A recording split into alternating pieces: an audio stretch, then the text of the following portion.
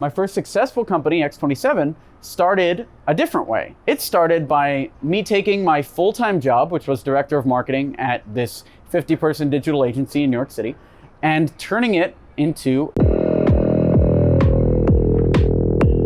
running a cold email campaign is one of the easiest ways, one of the most straightforward ways I've found to get new clients. We've used it to match with most of the Fortune 500 for our agency clients and a lot of billion-dollar brands we've been able to sell. We've generated millions of dollars of revenue just from cold email. The problem is if you've tried cold email, it's not as straightforward and as easy as it looks. But luckily, we have put together the cold email optimization checklist, and you can have it for free. What this is the internal tool we use to optimize our cold email campaigns. This checklist will teach you or your team when to rewrite the subject line, when to rewrite the body of the email, what to put in the body of the email, how to check the email to make sure there's no errors before the send goes out. All of that in a very straightforward checklist, and you can have it for free. To get it, go over to experiment27.com/checklist, and you can have that download. Again, the URL is experiment27.com/checklist.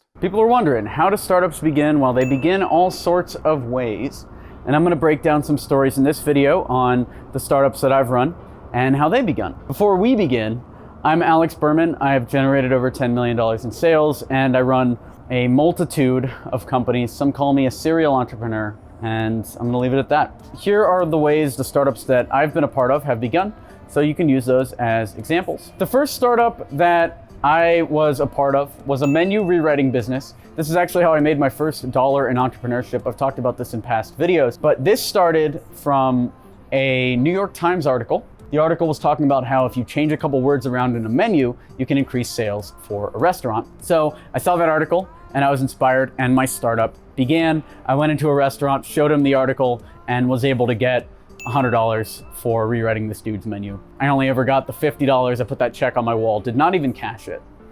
And that was that. That's how that startup began. My first successful company, X27, started a different way.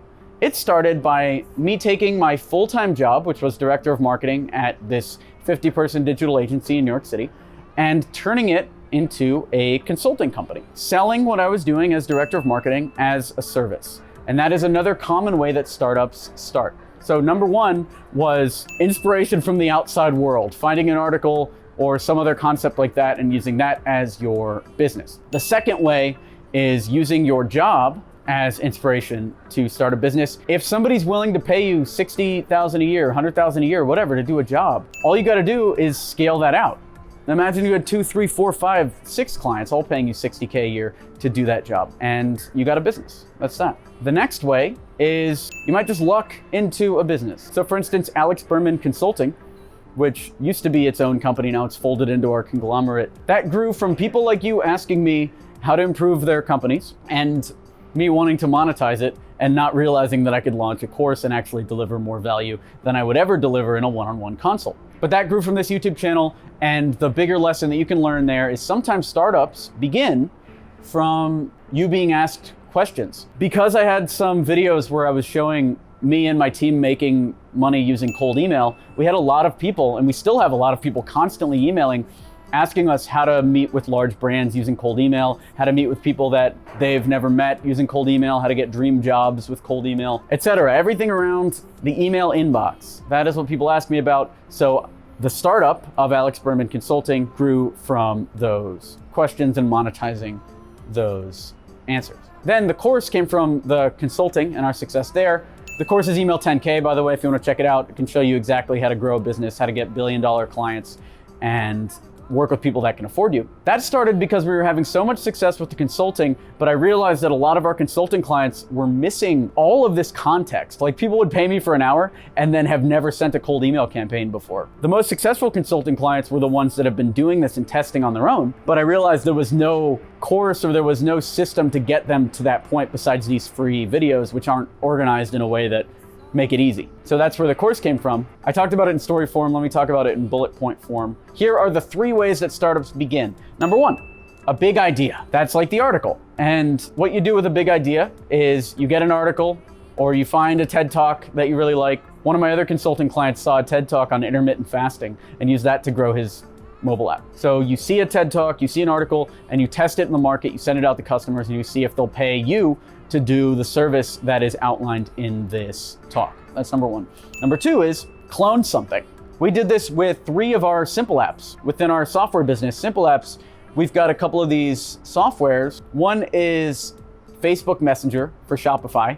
Been done millions of times, and yet we're making money off it. WhatsApp chat, which came from Facebook Messenger. We had people requesting WhatsApp, so we made that. Again, WhatsApp chat, a paid plugin for Shopify, been done millions of times, and yet here we are. The same is true for the third simple app that we got, which is text message chat. Facebook Messenger and SMS were both acquired from an entrepreneur, but WhatsApp chat just came from us going for it and cloning those previous softwares that we had to make this new business model. And that's that. So if you're really at a loss for business ideas, go clone something.